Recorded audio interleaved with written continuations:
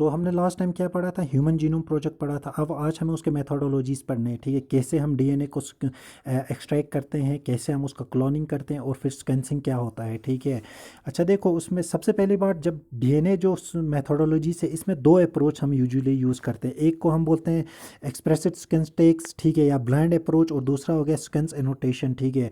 सबसे पहले क्या होता है, सबसे पहले जो हमारा एक्सप्रेसिव स्किन्स टेक्स है ना, ठीक है, इसमें हम जीन्स के या डीएनए के उन्हीं पार्ट्स को रीड करते हैं या आइडेंटिफाई करते हैं क्या, जो खुद को एक्सप्रेस कर पाए, प्रोटीन फॉर्मेशन, जिसका प्रोटीन फॉर्मेशन हो पाए। मतलब उन्हीं पार्ट ऑफ जीन्स को जो प्रोटीन फॉर्मेशन या पॉलीपेप्टाइड फॉर्मेशन में कराता हो, जो प्रोटीन फॉर्मेशन कराता हो, हम इसमें उन्हीं पार्ट्स को आइडेंटिफाई कराते हैं, उन्हीं का स्कैंसिंग कराते हैं, और फिर उन्हीं को एनोटेशन कराते हैं या रीड या डिफाइन कराते हैं। उन्हीं के क्या होगा, इंफॉर्मेशन को हम डिफाइन कराते हैं, ठीक है।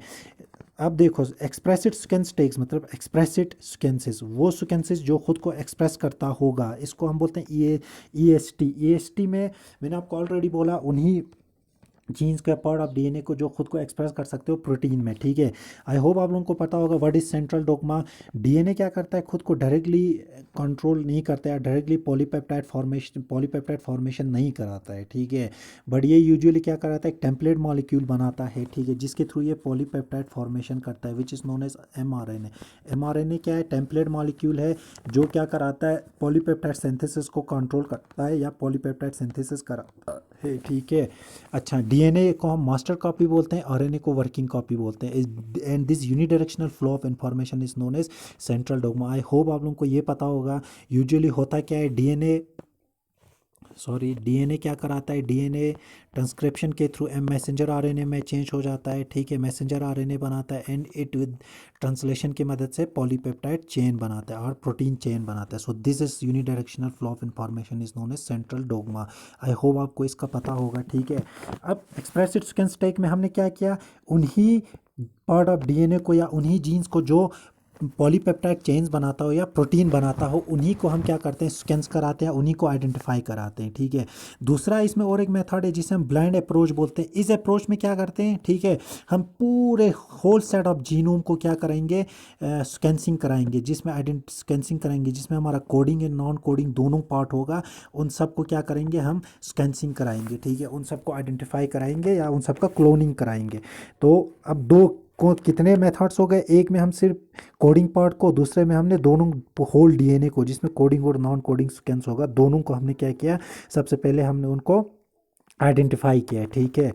अच्छा, उसके बाद क्या हो जाता है, देखो पहले पार्ट हो गया, उसके बाद सेकंड स्टेप में हम स्केंस एनोटेशन बोलते हैं इसमें, ठीक है। स्केंस एनोटेशन क्या होता है, स्केंस एनोटेशन में हम जो इन्फॉर्मेशन जो हमने पार्ट ऑफ डीएनए या आरएनए जिसको हमने आइडेंटिफाई किया है, जिनको हमने क्लोनिंग किया, ठीक है, और जिसको हमने स्केंसिंग किया, उसमें जो इन्फॉर्मेशन कंटेनिट होगा ना, हम उसको रीड करते हैं। हम उसको क्या करेंगे, हम उस इन्फॉर्मेशन को क्या करेगा, जो स्कैंसिड जो रीजन्स होगा डीएनए के, ठीक है, डीएनए में जिसका हमने क्लोनिंग किया, आप उसके जो बेसिस होंगे ना, उसमें जो इन्फॉर्मेशन होगा, स्कैंस एनोटेशन में आप उन इन्फॉर्मेशंस को डिफाइन करते हैं, ठीक है। अच्छा, we define the information contain it in the scans of bases, ठीक है। अच्छा, क्या करते हैं, और उनके फंक्शंस को, उनके साथ क्या फंक्शंस रिलेटेड है, उन स्किन्स का क्या फंक्शन है, उसको हम क्या करेंगे, डिफाइन करेंगे, उसके बारे में हम क्या करेंगे, पढ़ते हैं, ठीक है। किस में, सेकंड स्किन्स एनोटेशन में, ठीक है। स्किन्स में कौन सा इन्फॉर्मेशन है, कौन सा इन्फॉर्मेशन, कौन सा फंक्शन, कौन सा स्किन्स करा रहा है, कौन सा पार्ट जीन करा रहा है, स्किन्स एनोटेशन इसको बोलते हैं, ठीक है। अब देखो मेथड क्या है, सबसे पहले डीएनए स्कैंसिंग के लिए हम जो डीएनए है ना, जो सेल में, उसको हम आइसोलेट कराते हैं और उसको हम ब्रेक डाउन कराते हैं छोटे छोटे पार्ट्स में, ठीक है, रैंडम फ्रेगमेंट्स में रैंडमली ब्रेक कराते हैं, ठीक है। This is important, this random breaking होता है किसका, इनका। डीएनए को हमने सेल से आइसोलेट किया, आइसोलेट के करने के बाद हमने इसको क्या किया, ब्रेक डाउन किया रैंडमली छोटे छोटे पार्ट्स में। क्यों ब्रेक डाउन कराते हैं रैंडम पार्ट्स में, क्योंकि डीएनए जो है it's a very long polymer, और हमारे पास अभी ऐसे टेक्नोलॉजी अवेलेबल नहीं है कि हम इस होल डीएनए को क्या करा सकें, स्कैंसिंग करा सकें, इसका क्लोनिंग करा सकें, ठीक है। हम क्या कराते हैं, इसको छोटे छोटे फ्रेगमेंट्स में डीएनए को ब्रेक डाउन कराते हैं, ठीक है। किसके मदद से, मॉलिक्यूलर सीजर जिसको हम बोलते हैं, restriction endonuclease which is known as the molecular scissor to cut DNA. I hope ये सब आपको पता होगा। रिस्ट्रिक्शन इंडोन्यूक्लियस की मदद से हम डीएनए को रैंडमली फ्रेगमेंट कराते हैं छोटे छोटे पार्ट्स में, ठीक है। उसके बाद क्या करते हैं, इस जो फ्रेगमेंटेड जो डीएनए है ना, इसको हम इंसर्ट कराते हैं किस में, होस्ट्स में, ठीक है। किस में इंसर्ट कराते हैं, होस्ट्स में, सूटेबल होस्ट्स में इंसेक्ट करवाते हैं। यूजुअली हम क्या यूज़ करते हैं, बैक्टीरिया और ईस्ट को एज ए होस्ट यूज़ करते हैं, ठीक है। अब किसके मदद से हम इसको इस होस्ट में डालते हैं, we use specialised vectors. Vectors क्या हैं, वेक्टर्स आर कैरिंग व्हीकल्स, ठीक है। वेक्टर्स आपने डिजीज़ में पढ़ा होगा, दीज आर कैरिंग व्हीकल्स।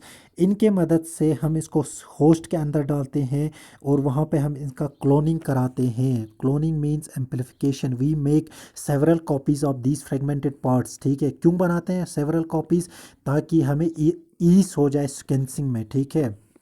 अच्छा, कॉमनली यूज इट बैक्टीरिया और ईस्ट। अब देखो, जो वेक्टर्स है उन्हें हम BAC बोलते हैं, बैक्टीरियल आर्टिफिशियल क्रोमोसोम, और YAC ईस्ट आर्टिफिशियल क्रोमोसोम, ठीक है। अच्छा, ये ज़रूरी नहीं है कि हम सिर्फ नेचुरल होस्ट्स में कराएं, कभी कभी हम क्या यूजुअली हम PCR पॉलीमरेज चेन रिएक्शन के मदद से भी क्रोमोसोम्स का क्लोनिंग कराते हैं। This is an artificial method and this is a natural method, ठीक है। नेचुरल होस्ट्स के अंदर कराना, जैसे बैक्टीरिया और ईस्ट हो गया, ठीक है, BAC और YAC यूज़ करके वेक्टर्स के मदद से, that is the natural method. Polymerase chain reaction के यूज़ करके हम सेवरल कॉपीज़ बनाना क्रोमोसोम्स का, दैट इज़ आर्टिफिशियल मेथड। सो इतना फिलहाल आप रखो, उसके बाद जो आगे जो मेथड्स है हम सेकंड लेक्चर में पढ़ेंगे। आई होप आप लोगों को समझ आ गया होगा। Still you any questions please पूछ लेना। Thank you and have a nice day.